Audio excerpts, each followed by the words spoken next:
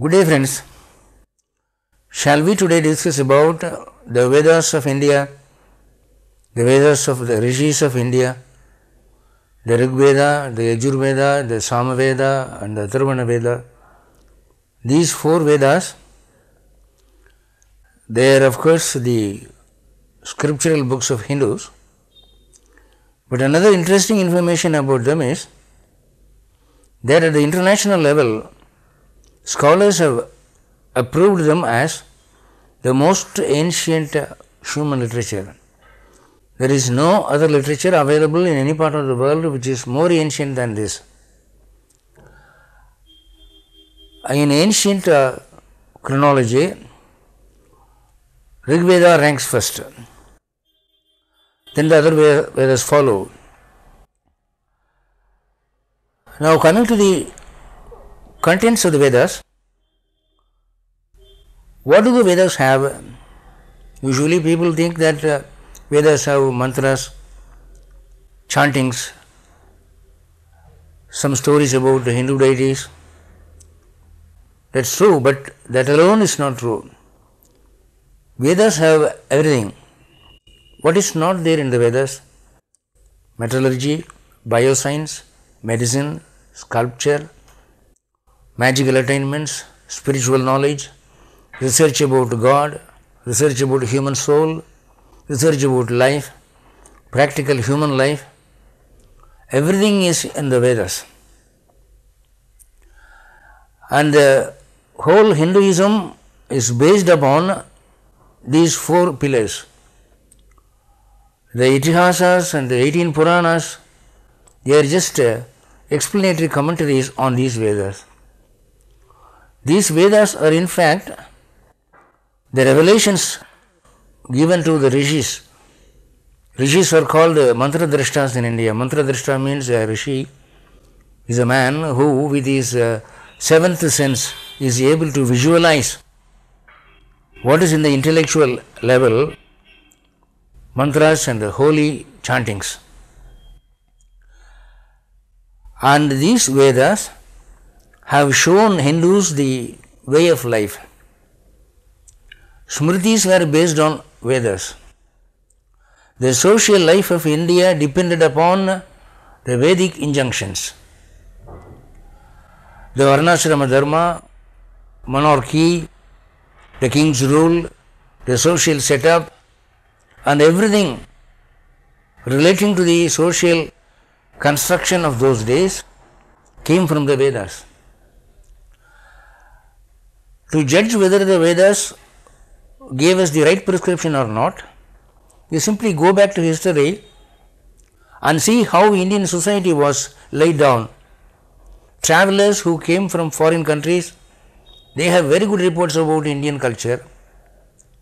Marco Polo, Yuan Shuang, Fahyan, and many more voyages who had the opportunity to penetrate into the inner section of Indian society.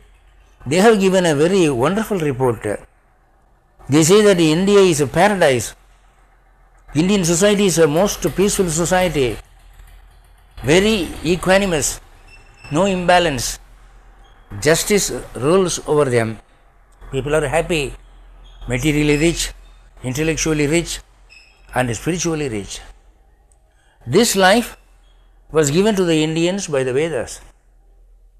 But of late, perhaps say in the past 500 years or 600 years, there is a degeneration.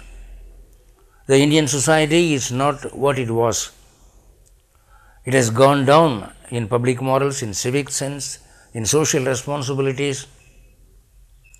What is it due to? Because Indians started losing their faith in the Vedas. They were more attracted by the Mohammedan way of living, or the British way of living, or the Dutch way of living, or the French way of living. They thought, why don't we try that fashion of living?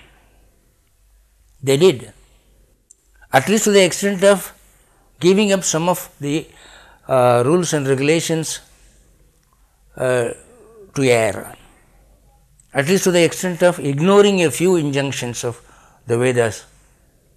What is the result? India is no more that golden country. India is no more the dreamland of the world. So what happened was, because of the Indian negligence, in the past 500 years, Indian society has gone down in morals, in civic sense, in riches, in social balance, so much so that Indians feel that the culture of the other countries is better.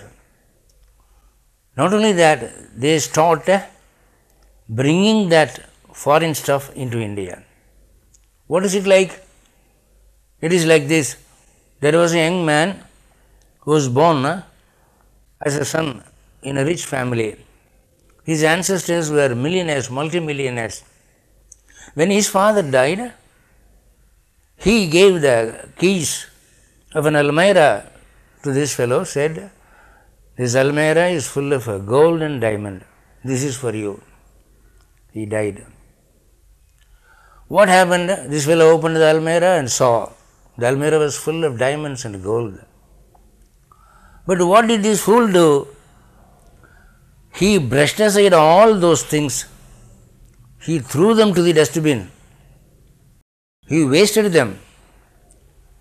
In the place of diamonds and gold, he brought a flower vase made in America, an elephant doll made in France, a Japan technological device.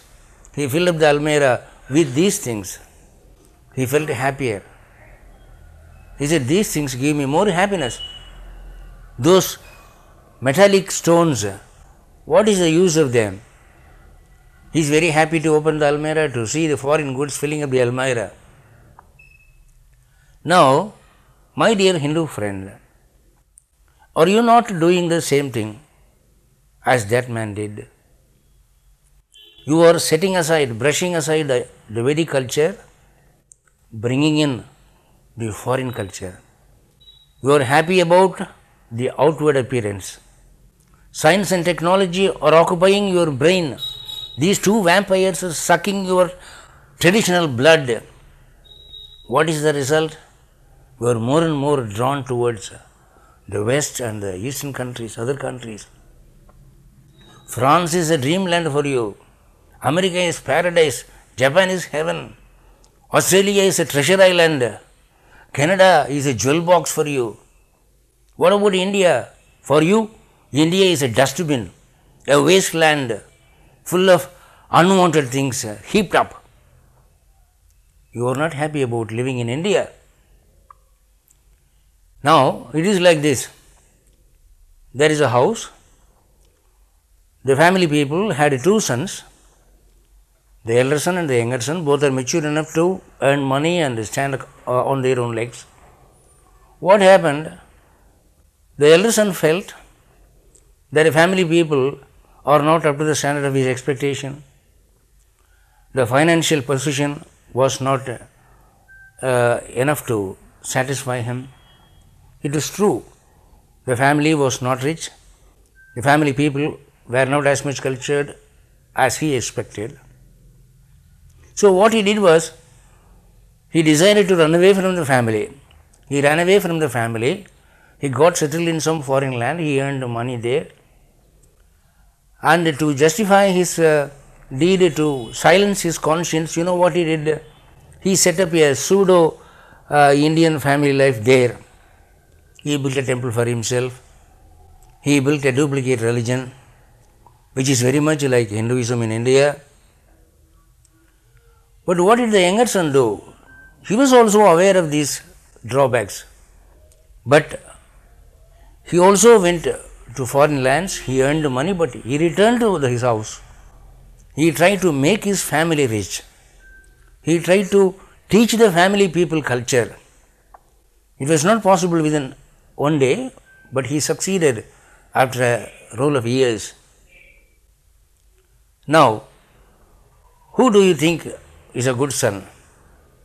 The second son is a loyal son, is a wise man. The first son, when he was not happy about his family, he simply ran away. And he was happy about a pseudo-Hinduism which he could set up in the land where he lived. But one thing take it from me, a duplicate is duplicate, original is original. A duplicate never becomes original. Now, why am I telling you this imaginary story? Many of the people born of Indian blood are doing it. They shift their residence to foreign countries. They are happy about the material benefits they enjoy there. They are very happy about the social setup, the government administration, the civic civilization, the traffic regulations, everything they are very happy about. Whenever they think of India, they have only a sense of aversion. Their face gets reduced to wrinkles. Oh, what a bad country I was born in. Now I am happy.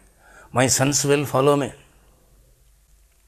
But one thing, is this not treason? Is this not treachery? Is this not ingratitude? Ingratitude to the rishis, ingratitude to the Vedas, ingratitude to the Indian ancestry, ingratitude to the Indian heritage, ingratitude to the Indian culture. Upon the globe, among all the countries of the world, India is the only country which has taught man sattvic way of living. Eat this, do this, you will have a happy family life. You will have good understanding in your house. The Vedas taught them. Now these guys, they are benefited by this. They were born here. They drank their mother's blood here. They grew up here. They got their education here. But when they are grown up, they kick away India. They want to go and get settled somewhere else. They are very proud of it. They are not even glad to announce themselves as Indians. This is the present condition. Now, let them be happy. You see, this happens in many other countries also. Even citizens belonging to other countries do the same thing. But the case is different. You see, in India, the Vedas belong to India only. The Vedic tradition, the Vedic culture is the monopoly of India. India can say proudly that only my country, only this land has Vedas. It has taught men Vedas, the Upanishads, the Hindu culture. So, to these, every man is accountable. He forgets about that. But take it from me, now you may feel happy, but the second generation or the third generation will account for it. They will have to pay for it, because ingratitude will never go waste. God is maintaining an account of everybody for his thought, word and deed. He will never spare you. Go back to history. Time has taught you that. A day will come when these people will realize it. So my only worry is, who will convince these people that the Vedas are the most ancient? The Vedas are boon givers. They can give you, they can bestow upon you the material benefits you want. Have you not heard of the story of Birbal, who advised a Brahmin who came to him for monetary help from Akbar? He said, you are a Brahmin, you are born in a Brahmin family, you know Gayatri. Keep chanting Gayatri, you will get money. Why do you come to a Muslim Badshah? So the Brahmin followed it. He chanted Gayatri, he got money, so much so that he had to spend all the money on social service. And you would have heard about this Canadian irrigation. That is history. So Vedas show you the way of material prosperity. They are boon givers. They can keep you happy socially, domestically, monetarily. Of course, Indian behavior is not good. Indian government is not good. But why don't you try to rectify that, correct that, like the second son of the family I referred to. It's possible. It is not easy, of course, but in due course it is possible. Many social revolutions have happened in history. Why don't you do that? Who is going to convince these people that the Vedas are the most boon-giving Shastras? Who is going to convince these people that there is nothing greater than Vedas? God alone knows. Sorry.